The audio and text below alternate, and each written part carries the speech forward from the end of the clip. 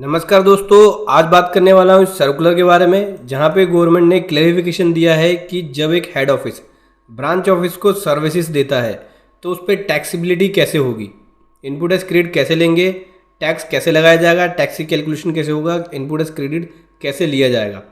क्योंकि जब किसी स्टेट का हेड ऑफिस किसी दूसरे स्टेट के ब्रांच ऑफिस में अपनी सर्विसेज देता है तो जीएसटी लॉ के अंदर वो एक डिस्टिंक्ट पर्सन है। ऐसे में उनको बिल के ऊपर जीएसटी भी लगाना होता है और ब्रांच ऑफिस उस जीएसटी का इनपुट ले सकता है। मैंने पुरानी वीडियो में एक जजमेंट में बताया था कि जब आप अपने एम्प्लॉई जो है अपनी सर्विसेज ब्रांच ऑफिस को देगा तो उस पर जीएसटी लगाया जाएगा। बहुत सारी मार्केट में कन्फ्यूजन थी, उस कन्फ्यूजन को दूर करने के लिए यहाँ पे सीबीआईसी ने क्लैरिफिकेशन दिया है। चलिए डिटेल में समझेंगे इस क्लैरिफिकेशन को। उससे पहले बताना चाहूँगा, जो भी भाई बंधु मेरे चैनल पर पहली बार है, इस वीडियो को पहली बार देख रहे हैं, जिन्होंने अभी तक सब्सक्राइब नहीं किया सब्सक्राइब कर लीजिए, साथ ही साथ बेल आइकन पे भी क्लिक कर लीजिए ताकि इस तरह का कंटेंट आपको मिलता रहे। सो दोस्तों, section 25 of the CGST act के अंदर ये बताया गया है कि जब कोई ऑर्गेनाइजेशन किसी स्टेट के अंदर होता है और अपनी सर्विसेज किसी दूसरी स्टेट में, सेम ऑर्गेनाइजेशन जो है अपनी ही ऑर्गेनाइजेशन किसी दूसरी स्टेट में उसका ऑफिस है, वहाँ अपनी सर्विसेज दे रहा है तो उसको डिस्टिंक्ट पर्सन के रूप में ट्रीट किया जाएगा और उसके अकॉर्डिंग सप्लाई मानी जाएगी और टैक्स लगाना होगा। ठीक है, मतलब कि एग्जांपल के लिए समझिए कि हेड ऑफिस स्टेट 1 में है और ब्रांच ऑफिस स्टेट 2 में है या किसी दूसरे स्टेट के अंदर है और अपनी services head office branch office को देता है तो उस पर जीएसटी भी लगेगा और इनपुट एज क्रेडिट भी क्लेम करना होगा, या इनपुट एज क्रेडिट जो है ब्रांच ऑफिस उसका ले सकती है। उससे रिलेटेड यहाँ पे गवर्नमेंट ने क्लैरिफिकेशन दिया है। तो बहुत सारे इशू है, लगभग 3 तरह के इशू है। सबसे पहले इशू में तो बात करते हैं, यहाँ पे बोलते हैं कि अगर हेड ऑफिस अवेल करता है इनपुट एज क्रेडिट जो कॉमन इनपुट है, जैसे कि सिक्योरिटी सर्विसेज मिली थर्ड पार्टी से, उसने ब्रांच ऑफिस को भी सर्विसेज दी, हेड ऑफिस को भी दी, और हेड ऑफिस ने उसका इनपुट लिया तो ब्रांच ऑफिस को कैसे देगा वो, ठीक है, उसको डिस्ट्रीब्यूशन कैसे करेगा, क्या उसको आईएसडी में रजिस्ट्रेशन लेना होगा आईटीसी को डिस्ट्रीब्यूट करने के लिए, या टैक्स इनवॉइस इशू करके वो कर सकता है।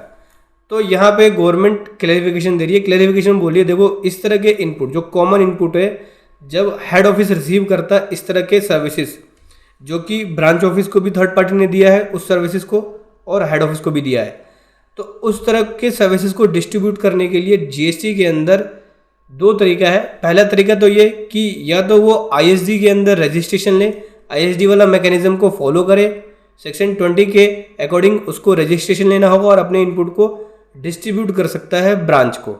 या फिर दूसरा तरीका ये है कि वो हेड ऑफिस जो है वो इशू कर सकता है टैक्स इनवॉइस, जितनी सर्विसेज ब्रांच ऑफिस ने ली है उतना पोर्शन का वो टैक्स इनवॉइस इशू कर सकता है और ब्रांच ऑफिस उस तरह के इनपुट एज क्रेडिट को अवेल कर सकता है। इस तरह के केस में हेड ऑफिस के पास ये दोनों तरीका है। अगर वो आईएसडी के मैकेनिज्म में जाएगा तो उसके लिए पहले उसको आईएसडी का रजिस्ट्रेशन लेना पड़ेगा, फिर उसके हिसाब से वो डिस्ट्रीब्यूट करेगा आईटीसी। और अगर आईएसडी के मैकेनिज्म में नहीं जाना चाहता तो हेड ऑफिस टैक्स इनवॉइस भी इशू कर सकता है आईटीसी को डिस्ट्रीब्यूट करने के लिए। अगला जो क्वेश्चन उठा है वो ये है कि जो हेड ऑफिस है internally generated services, head office ने अपनी सर्विसेज ब्रांच ऑफिस को दी है। ठीक है, हेड ऑफिस के जो एम्प्लॉई हैं उन्होंने अपनी सर्विसेज ब्रांच ऑफिस को दी है। कैसी सर्विसेज, जैसे कि accounting services, technical services, engineering services, supporting services, वो सभी ब्रांच ऑफिस को दी है। तो इस तरह के सर्विसेज में कैसे branch office input as credit लेगा, कैसे हेड ऑफिस इशू कर सकता है टैक्स इनवॉइस को। तो देखो, जो वैल्यू है सर्विस की, जब हेड ऑफिस अपने ब्रांच ऑफिस को सर्विस दे रहा है तो जो वैल्यू होगी उसको ओपन मार्केट वैल्यू के अकॉर्डिंग कैलकुलेट किया जाएगा। ठीक है, जो मार्केट वैल्यू है उसके अकॉर्डिंग जो भी सर्विसेज दी है, जैसे अकाउंटिंग सर्विसेज दी है तो मार्केट वैल्यू के अकॉर्डिंग उसको कैलकुलेट किया जाएगा ओपन मार्केट वैल्यू के हिसाब से, और उतने ही अमाउंट को इनवॉइस के ऊपर लिखा जाएगा और उसके हिसाब से जीएसटी लगा के वो ब्रांच ऑफिस को बिलिंग कर सकता है और ब्रांच ऑफिस एलिजिबल होगा, वो फुल इनपुट एज क्रेडिट ले सकता है। हेड ऑफिस ने accounting services, technical services, support services दी, तो जो उसकी जितनी भी सर्विसेज थी ओपन मार्केट वैल्यू के अकॉर्डिंग अमाउंट को कैलकुलेट करेगा, वैल्यू को, सप्लाई की वैल्यू को, और उतने अमाउंट का ब्रांच ऑफिस को इनवॉइस इशू करके सप्लाई कर सकता है।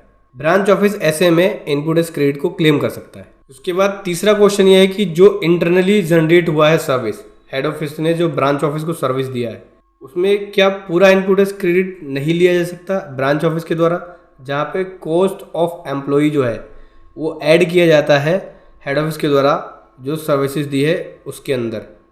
तो क्या मैंडेटरी है इंक्लूड करना टैक्सेबल वैल्यू जो है उसके अंदर कॉस्ट ऑफ एम्प्लॉई की कॉस्टिंग को इंक्लूड करना मैंडेटरी है, और ऐसे केस में क्या branch office full input as credit ले सकता है?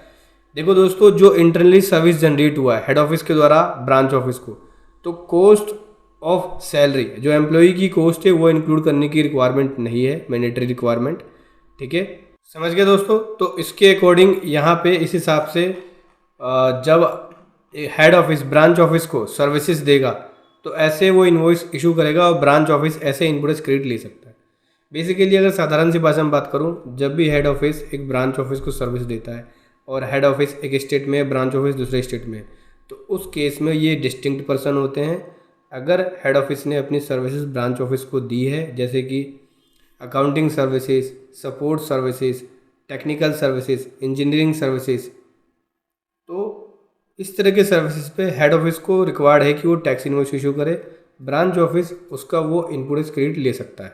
आईएसडी को डिस्ट्रीब्यूट करने के लिए, कॉमन इनपुट है उसको डिस्ट्रीब्यूट करने के लिए या तो हेड ऑफिस आईएसडी के मैकेनिज्म को फॉलो करे, उस केस में उसको रजिस्ट्रेशन लेना पड़ेगा, फिर इनपुट को डिस्ट्रीब्यूट कर सकता है, या फिर जितना पोर्शन ब्रांच ऑफिस को सर्विस दिया गया है थर्ड पार्टी के द्वारा उतने का वो हेड ऑफिस उसको इनवॉइस इशू करके आईटीसी को डिस्ट्रीब्यूट कर सकता है।